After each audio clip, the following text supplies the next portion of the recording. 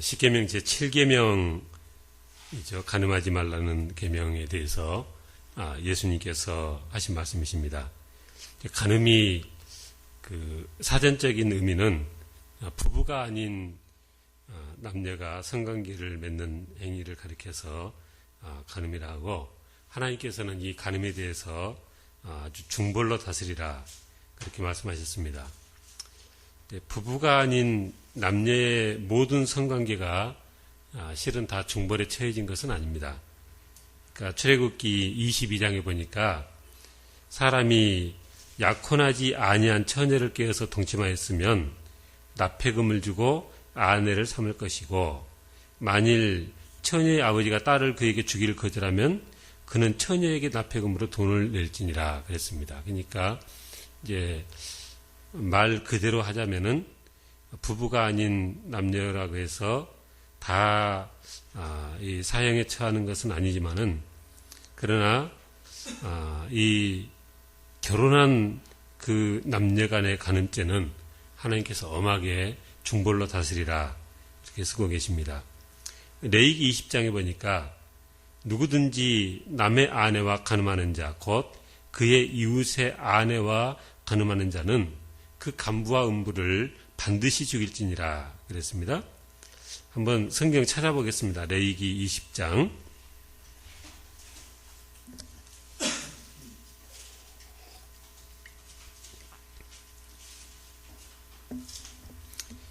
20장 10절부터 23절까지인데 한번 교독을 하겠습니다. 레위기 20장 방금 제가 봉독했던 10절부터 23절까지, 제가 먼저 10절 읽겠습니다. 누구든지 남의 아내와 간음하는 자, 곧 그의 이웃의 아내와 간음하는 자는 그 간부와 음부를 반드시 죽일지니라.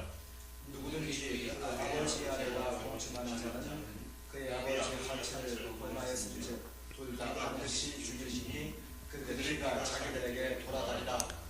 누구든지 그의 며느리와 동침하거든 둘 다 반드시 죽일지니 그들이 가증한 일을 행하였음이라. 그들의 피가 자기들에게로 돌아가리라. 누구든지 여인과 동침하는 남자와 동침하는 둘 다 가증한 일을 행하는즉 반드시 죽일지니 자기의 피가 자기에게로 돌아가리라. 누구든지 아내와 자기의 장모를 함께 데리고 살면 악행인즉 그와 그들을 함께 불살을지니 이는 너희 중에 악행이 없게 하려 함이니라. 남자가 짐승과 교합하면 반드시 죽이고 너희는 그 짐승도 죽일 것이며, 여자가 짐승에게 가까이하여 교합하면 너는 여자와 짐승을 죽이되 그들을 반드시 죽일지니 그들의 피가 자기들에게로 돌아가리라. 누구든지 그 자녀의 곧 아버지 딸이나 그의 어머니의 딸을 여자가 그 여자의 하체를 보고 여자는 그 남자의 하체를 보면 부끄러운 일이라. 그들의 마주 앞에서 그들이 끊어질지니 그가 자기의 하체를 범하였은즉 그가 그의 죄를 감당하리라. 누구든지 월경 중에 여인과 동침하여 그의 하체를 범하면 남자는 그 여인의 근원을 드러냈고 여인은 자기의 피의 근원을 드러내었음인즉 둘 다 백성 중에서 끊어지리라. 내 이모와 부모의 하체를 범하지 말라 할지니 이는 살구체 하체인즉 그들이 그의 죄를 감당하리라. 누구든지 그의 숙모와 동침하면 그의 숙부의 하체를 범함이니 그들은 그들의 죄를 담당하여 자식이 없이 죽으리라. 누구든지 형제의 아내를 데리고 살면 더러운 일이라. 그가 그의 형제의 하체를 범하였으니 그들에게 자식이 없으리라. 너희는 나의 모든 규례와 법도를 지켜 행하라. 그리하여야 내가 너희를 인도하여 거주하게 하는 땅이 너희를 토하지 아니하리라. 너희는 내가 너희 앞에서 쫓아내는 족속의 풍속을 따르지 말라. 그들이 이 모든 일을 행함으로 내가 그들을 가증히 여기노라. 아멘. 성경 읽어보면 하나님께서 곳곳에 이스라엘 백성들에게 애굽 사람들의 풍속을 따르지 말라, 또 가나안 사람들의 풍속을 따르지 말라, 그렇게 명령하는 것을 우리가 자주 봅니다. 그리고 방금 우리가 교도한 것처럼 이런 일을 행하는 자들은 하나님께서 그 사람들을 가증히 여기신다. 그렇게 쓰고 있습니다. 근데 우리가 인류 역사를 돌아보면 하나님의 그런 이 엄한 명령이 있으셨음에도 불구하고 이 계명을 지키는 것이 대단히 어려웠다는 것을 우리가 잘 알 수 있습니다. 그 유명한 소돔성 사건을 봐도 정말 그 성에 수많은 남자, 나이 든 사람이고 어린 사람이고 막론하고 수많은 남자들이 몰려와서 롯의 집을 에워싸고 방금 너희 집에 들어온 그 손님을 내놔라. 창세기 19장에 그랬습니다. 오늘 밤에 내게 온 사람들이 어디 있느냐? 이끌어내라. 우리가 그들을 상관하리라. 그러니까 꼭 약 먹은 사람들 같이 하나같이 부끄러운 줄도 모르고 들어온 손님을 내놓으라고 이게 그 성관계를 하고 싶은 그런 이 마음들이었던 거죠. 그 아브라함 당시였으니까 그때는 그랬나 보다. 그런데 오늘날은 어떻습니까? 오늘날도 더 말할 필요가 없습니다. 우리가 너무나 잘 알고 있듯이 온 세상에 난잡한 일들로 가득 차 있습니다. 그냥 눈 뜨고 보기 민망할 정도의 퇴폐업소들이 즐비하고요. 온갖 곳에서 매춘과 성범죄가 전해지고 있습니다. 돈 많은 사람은 호텔에서, 돈 없는 사람은 모텔에서 그렇게 이 성범죄가 저질러지고 있고, 또 노래방도 퇴폐 노래방이고, 안마 시술소도 그렇고, 어떻게 이발소도 그런 대표적인 곳이 되어졌고, 제가 저쪽 봉천역 쪽에 교회를 오갈 때는 자주 봤던 것이 뭐냐면 귀 청소방이었습니다. 근데 귀 청소하는데 도대체 그게 뭐가 문제냐? 근데 이게 막 TV에도 나오고 그러지 않습니까? 그죠? 귀만 청소를 해주는 것이 아닌 걸로 알고 있습니다. 세상이 요지기인 거죠. 그래서 중년 남녀들이 다 하나쯤은 남자친구가 있고 여자친구가 있어야지 그것도 없으면 좀 덜 떨어지는 사람인 것처럼 그렇게 이 취급받는 그런 세상이 되어졌고요. 이게 참 말도 안 되는 얘기지만은 참 섹시하시네요. 이거를 칭찬으로 듣는 시대가 됐습니다. 그래서 섹시하다고 말해주면 너무나 좋아하고 그냥 아무 데서나 그렇게 말을 하고 섹시해 보이는 옷이 명품이고 그냥 단정한 옷은 너무나 답답한 구식옷이 되어졌고 그렇습니다. 어딜 둘러봐도 그냥 소설이고 영화고 드라마고 음악이고 정말 민망해서 볼 수 없는 것들로 가득 찬 그런 세상입니다. 근데 그러시면 예수님 당시는 형편이 더 많이 나아서 이렇게 굉장히 수준이 높은 그런 말씀을 하셨을까? 실은 그것도 아닙니다. 우리가 잘 알듯이 역사학자들이 이 로마 제국이 멸망한 것이 그 성도덕이 너무나 타락해서 멸망했다. 그렇게 평가하는 그런 역사학자도 있습니다. 그런데 많은 사람들이 로마의 목욕 문화가 로마를 멸망으로 이끌었다. 그런데 목욕이 왜 그런가요? 우리가 흔히 듣는 것처럼 공중 목욕탕이라는 거죠.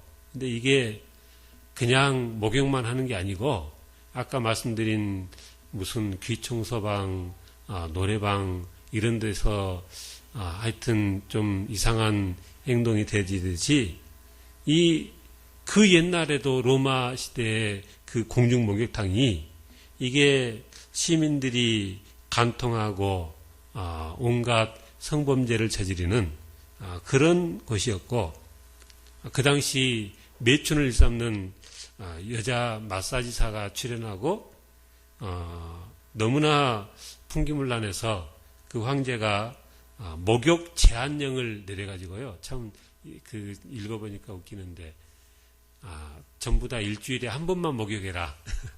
그런 목욕 제한령이 내려지기도 했답니다.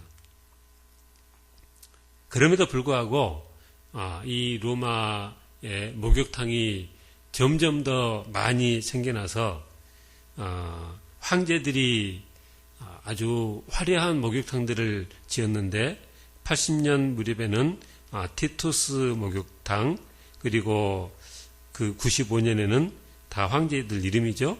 도미티아누스 목욕탕, 100년경에는 트라이아누스 목욕탕, 그리고 220년에는 아주 거대한 카라칼라 황제가 큰 대목욕탕을 지었는데 1600명이나 수용할 수 있는, 거기에 이 크고 작은 방들도 많이 있고 오락실도 있고 뭐 하여튼 그런 것이었답니다.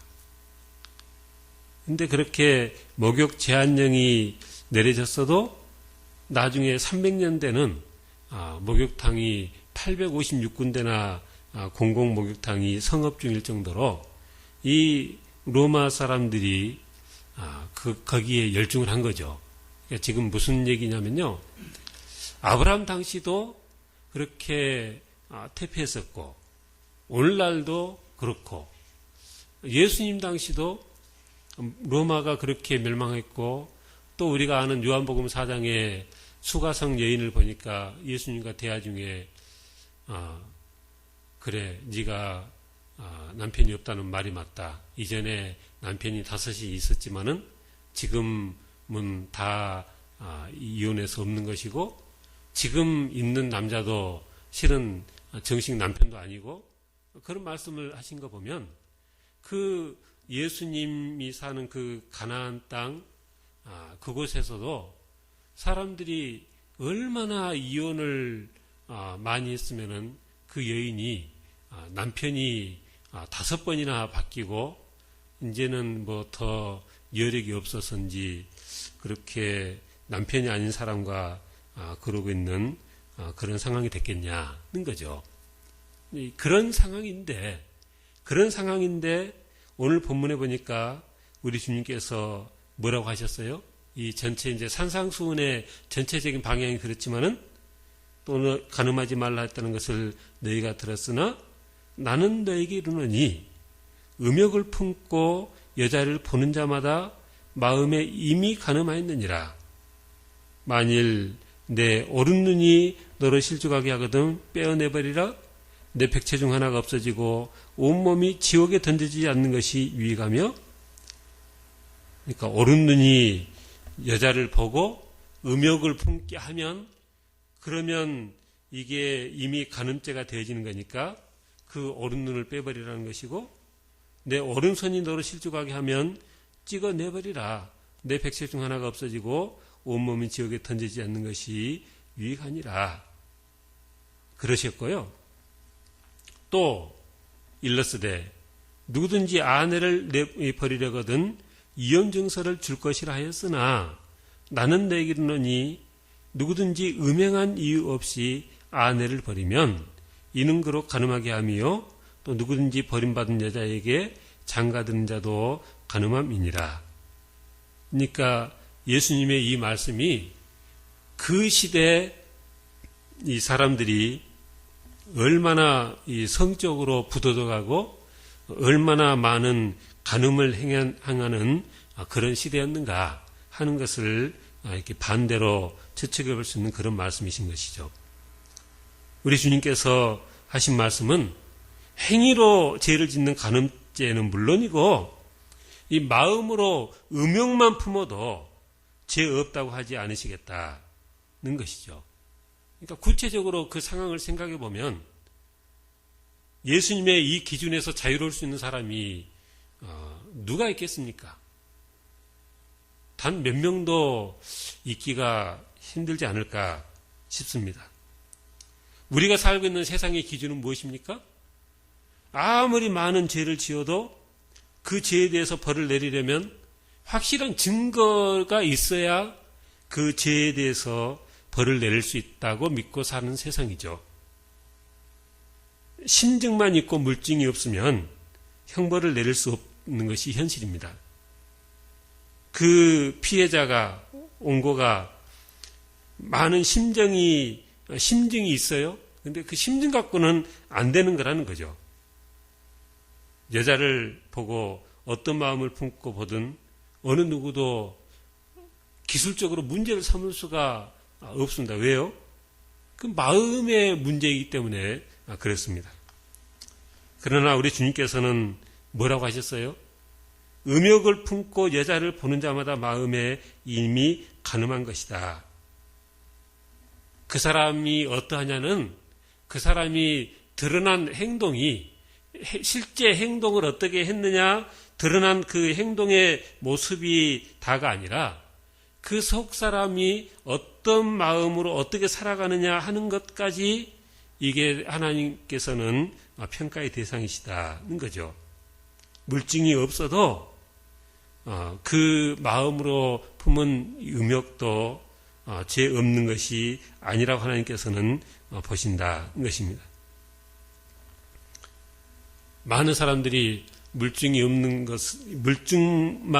없이 완전 범죄를 하려고 애를 씁니다마는, 그러나 우리 하나님은 그거는 사람들의 기준이고, 하나님은 우리의 속 중심을 살피신 하나님이시기 때문에 우리의 그 속마음을 들여다보시고, 그래서 겉으로는 아닌 척하면서 그 마음 속으로 온갖 음욕이 들끓고 온갖 죄를 짓는 그 사람들의 모습에 하나님께서는 역겨하신다는 것입니다. 정말 오늘날 세상은 얄팍한 세상이 됐어요. 그러니까 저희 집에도 그 컴퓨터 책상 조그만 것을 샀었는데 이제는 뭐 한 10년 썼나 오래 썼습니다. 근데 처음에 샀을 때는요, 지금 이 테이블도 보면은 깨끗한 것처럼 정말 깔끔했어요. 그런데 뭐 어떻게 잘못 쓴 것도 아닌데 한 10년 지나니까 이게 요즘은 대부분의 가구가 이게 지금 나무결로 되어 있지만 이게 나무를 붙여놓은 게 아니잖아요. 이게 이 나무결 모양의 필름을 갖다가 코팅한 거죠. 그래서 그것을 이렇게 본드로 붙여놓은 거여 가지고 세월이 지나니까 이게 다 본드가 이제 떨어져 가지고 하여튼 이 테두리 같은 데 보면은 좀 볼썽사납게 그렇게 되어 있습니다. 그러니까 정말 제 취향은 그냥 원목으로 딱 됐으면은 그거는 겉에나 속이나 똑같은 거잖아요. 근데 이게 생각해 보면 모든 사람들이 원목을 쓸 수도 없는 거죠. 원목은 첫째는 무겁고요. 무겁고 이 지구상에 그 많은 사람들이 다 원목으로 다 하겠다고 하면은 저 산에 나오면 어떻게 또 나만 하겠어요. 그러니까 뭐 상황이 할 수는 없지만은, 그러나 정말 가구 만들어진 거 보면요, 그렇게 사람의 눈속임만 하고 사람 눈이 안 닿는 것은 정말 아무것도 없고 정말 좀 보기 흉한 이 자재들이 눈에 탁 들어오고 그런 세상입니다. 여자들이 좋아하는 액세서리도요, 한눈에는 굉장히 화려해 보이는데 그게 다 싸구려들이죠. 그리고 이 반짝반짝 하는 것들이 그게 정말 금이냐, 금 색깔이 나는 그냥 도금이에요. 그 얇기가 얼마나 얇은지 정말 기술적으로 그렇게 그냥 도금만 해놓은 거죠. 하나님께서, 우리 주님께서 서기관 바리새인을 대단히 미워했습니다. 왜 미워했어요? 외식하는 서기관 바리새인들이요, 늘 그러셨어요. 그러니까 겉모습하고 속이 다른 것을 하나님께서는 싫어하시는 거죠. 근데 이 시대가 기술이 너무나 발달해가지고 그냥 도금 기술도 발달하고 무슨 모든 포장 기술이 발달해가지고 그냥 가장 이 경제적으로 예쁘게 치장하는 기술이 발달하다 보니까 이게 물건만 그렇게 그냥 경제적으로 포장하는 게 아니라 이 사람의 모습도 사람들이 보기에만 좋은 쪽으로 이게 그 자기 자신을 치장하는 그런 잘못된 가치관이 모든 사람들에게 이렇게 다 퍼져 있는 그런 세상입니다. 근데 문제는 하나님께서 우리 사람들처럼 눈에 보이는 것만 보여지는 게 아니고 우리 하나님은 그 속 중심이 그냥 다 보이시는 거죠. 아니 속 중심을 보시기만 하시는 것이 아니라 그 속 중심을 더 중요하게 여기시는 분이 우리 하나님이신 거죠. 그러니까 오늘 본문에 우리 주님께서 하신 이 말씀이 십계명이 잘못됐다고 부정하시는 말씀이 아니라 거기서 한 단계 더 높은 수준을 요구하시는 거죠. 마태복음 5장 17절 말씀해 보니까 내가 율법이나 선자를 폐하러 온 줄로 생각하지 말라. 폐하러 온 것이 아니요 뭐 하게 하려 하셨다고요? 완전하게 하려 함이라. 우리 주님께서는 지금까지에 있는 율법에서 한 단계 더 높여서 더 완전하게 하기 위해서 이 땅에 오셨다는 겁니다. 그러니까 예수님 당시에도 여전히 도덕적으로 타락되어 있고 정말 하나님 보시기에는 형편없는 그런 상황이었음에도 불구하고 이제 새로운 기준을 제시하시는데 살인은 물론이고 형제에게 욕만 해도 너희는 지옥에 간다. 그러셨고요. 간음을 행하는 것은 물론이고 음욕만 품어도 안 된다. 그렇게 말씀하신 거고요. 또 31절에 보니까 너희가 지금까지는 아내를 버리려면 이혼 증서를 줄 것이라 그렇게 했지만 나는 너에게 이르노니 누구든지 음행한 이유 없이 아내를 버리면 이는 그로 간음하게 하며 또 누구든지 버림받은 여자에게 장가드는 자도 간음함이니라. 그렇게 더 높은 차원의 이 기준을 제시를 하신 겁니다. 누구든지 아내를 버리려거든 이혼 증서를 줄 것이라 하였으나 이게 어디에서 그렇게 하신 말씀이 나오냐면요. 신명기 24장에 나오는 말씀입니다. 신명기 24장 1절에서 4절 사람이 아내를 맞이하여 데려온 후에 그에게 수치되는 일이 있음을 발견하고 그를 기뻐하지 아니하면 이혼 증서를 써서 그의 손에 주고 그를 자기 집에서 내보낼 것이요 그 여자는 그의 집에서 나가서 다른 사람의 아내가 되려니와 그의 둘째 남편도 그를 미워하여 이혼 증서를 써서 그의 손에 주고 그를 자기 집에서 내보냈거나 또는 그를 아내로 맞이한 둘째 남편이 죽었다 하자 그 여자는 이미 몸을 더럽혔은즉 그를 내보낸 전 남편이 그를 다시 아내로 맞이하지 말지니 이 일은 요 앞에 가증한 것이라. 너는 내 하나님 여호와께서 내게 기업으로 주시는 땅을 범죄하게 하지 말지니라. 그러니까 그 이혼 증서를 써서 내보낸 다시 아내로 맞아들이지 말라는 그 계명인 거예요. 신명기 24장 말씀이. 근데 이 말씀에 대해서 이 말씀을 엄하게 해석하는 샴마이 학파는 언제 그렇게 아내를 그냥 이혼 증서를 써서 내칠 수 있느냐? 이 수치되는 일이 있음을 발견했다 했을 때 그 수치되는 일이 무엇이냐? 간음과 아주 그 나쁜 행실에 한한다. 그렇게 봤는데 이게 자유주의 신학인 그 자유주의적인 힐레락파는 이것을 굉장히 광범위하게 해석을 한 거예요. 그래가지고 결과적으로 그 당시 어떻게 되어버렸냐면요. 그러니까 항상 문제는 자유주의 신학자들 때문에 문제입니다.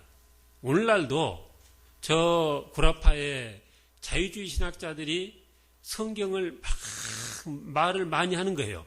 성경에 대해서 말을 많이 하는데 말을 많이 하니까 결국은 나중엔 결론이 성경에 없는 쪽으로 가버리는 거예요. 그래서 이 자유주의 학자들로 인해서 성경이 많이 진리가 왜곡되어지는데 이 당시도 이 문제에 있어서 힐레락파의 그 자유적인 해석으로 인해서 나중에 모든 사람들이 어떻게 됐냐면요. 그 아내가 음식을 잘 못해도 이혼 사유고 그냥 살다가 더 예쁜 여자를 봐서 마음이 빼앗겼어도 지금 사는 여자는 이혼 사유고 뭐든지 다 그냥 이혼하고 싶으면 다 이혼할 수 있을 정도로 그렇게 돼가지고 이혼하겠다고 하면은 남자가 그냥 나는 이제 더 이상 너의 남편이 아니고 너는 더 이상 나의 아내가 아니다. 뭐 그렇게만 써주면 이게 이혼할 수 있는 그런 시대였던 것이죠. 그에 대해서 우리 주님께서 하신 말씀은 그렇게 그런 사소한 이유로 아내를 버리는 것은 가당치 않다. 음행의 이유 없이 아내를 버리면 이는 그로 가능하게 하는 것이다. 그렇게 말씀하신 겁니다. 이 비슷한 말씀이 마태복음 19장에 나옵니다. 한번 마태복음 19장을 펴보겠습니다.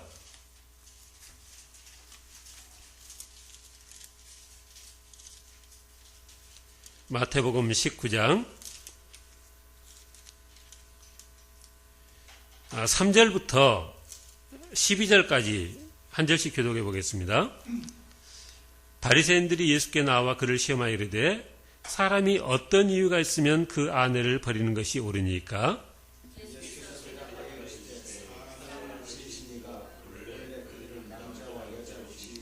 말씀하시기를 그러므로 사람이 그 부모를 떠나서 아내에게 합하여 그들이 한 몸이 될지니라 하신 것을 읽지 못하였느냐?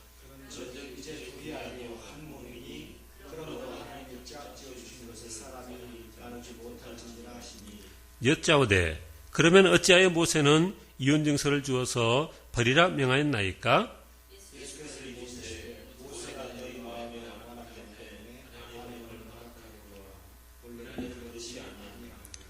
내가 너에게 말하노니 누구든지 음행한 이유 외에 아내를 버리고 다른 데 장가드는 자는 간음함이니라.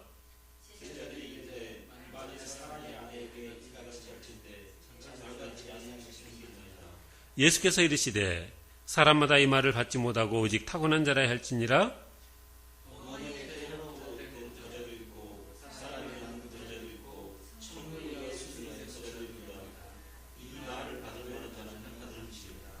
바리새인들이 예수님을 시험하려고 이런 질문을 한 거죠.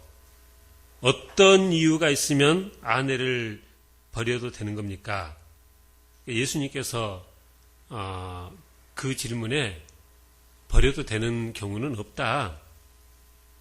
그게 하나님께서 짝지어 주신 것이고, 그러니까 하나님께서 짝지어 주신 그 부부를 사람이 나눌 수는 없는 것이다.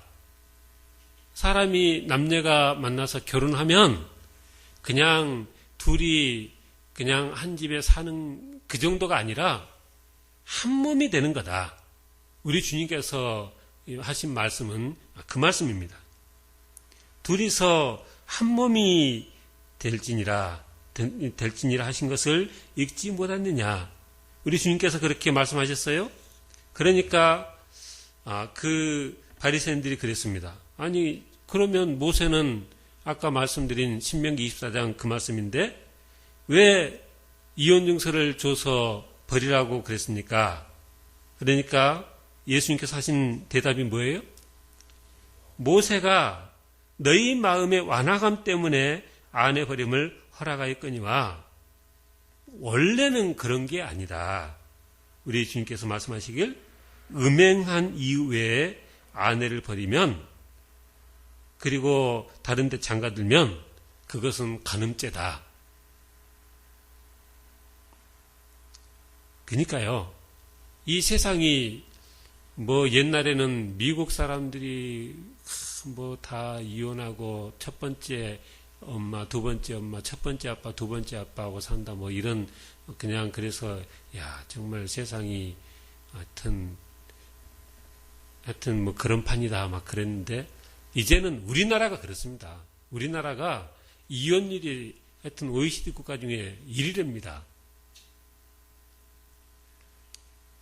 그렇게 이혼하면 그 하나님의 입장에서 보면은 그러니까 이혼할 사유가 아닌데 이혼을 한 거니까 이게 면죄부가 없는 거죠. 그러니까 이혼을 하고 새로 결혼하면 이게 그 하나님의 계명대로 그 결혼한 남녀가 부부가 아닌 사람과 다시 결혼하면은 그게 바로 간음에 해당되는 게 되어지니까 이게 이혼을 하고 또 결혼하고 또 이혼하고 또 결혼하고 하면은 이것은 엄청나게 그냥 이 파급 효과가 큰 이 간음의 이 간음으로 가득 찬 세상이 되어지는 것이다. 인 것이죠.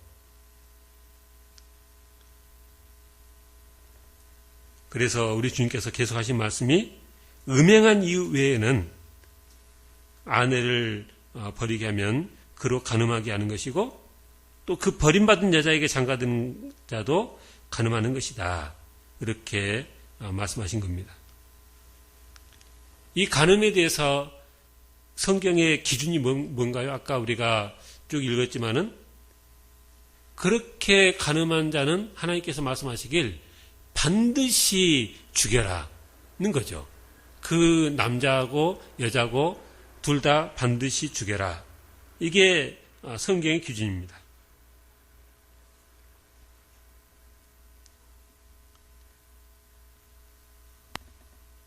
근데 우리 주님께서 그래서 하신 말씀이 이제 내가 너에게 말하는데 그렇게 간음한 것만이 아니라 마음으로 음욕을 푸는 것도 이미 간음한 거다. 그러니까 네 오른눈이 너로 실족하게 하면 그 눈을 빼서라도 지옥에 가지 않도록 해야 되겠고 오른손이 너로 실족하게 하면 그 손을 찍어내 버리고서라도 지옥에 가지 않도록 하는 것이 내게 유익하다. 그렇게 말씀하신 겁니다. 그러니까 이제 말씀을 정리하겠습니다. 그러니까 결론이 뭐냐면 구약 시대에 주어졌던 그 많은 율법들은 실은 하나님 입장에서 보면은 이게 최상의 기준이 아니고요. 그 당시 사람들의 상황의 수준에 맞춰서 최소한의 기준을 제시한 거였고, 이제 주님께서 오셔서 이제 하나님의 그 본심을 말씀하신 거죠. 그러니까 하나님의 본심이 뭡니까? 내 원수도 사랑하고, 누가 네 속옷을 가져가면은 겉옷도 벗어주고, 억지로 오리를 가져가면 심리도 가지고, 이게 하나님께서 우리에게 원하시는 거라는 거죠. 구약시대는 뭡니까?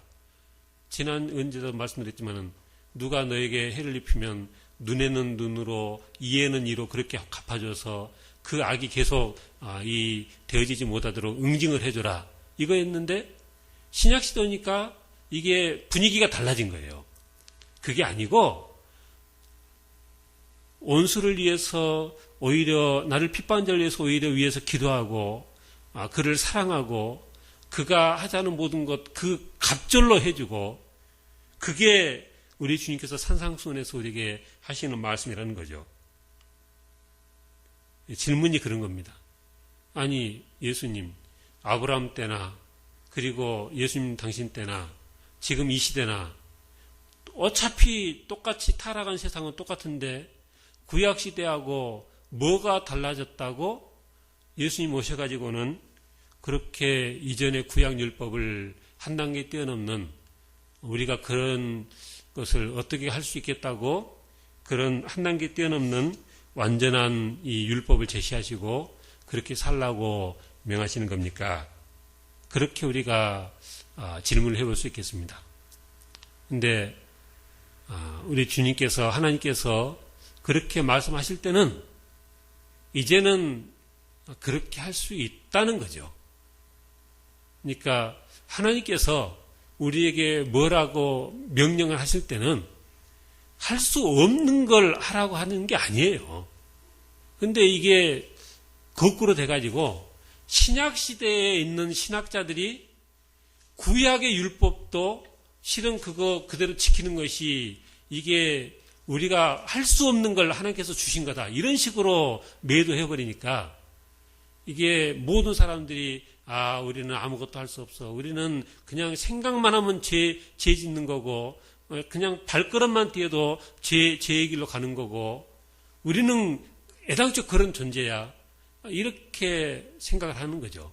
근데 사실은 뭐냐면 구약시대 율법을 주시고도 하나님께서 말씀하시길 그리고 모세도 말하기를 이 율법은 너무나 지키기 쉬운 거다.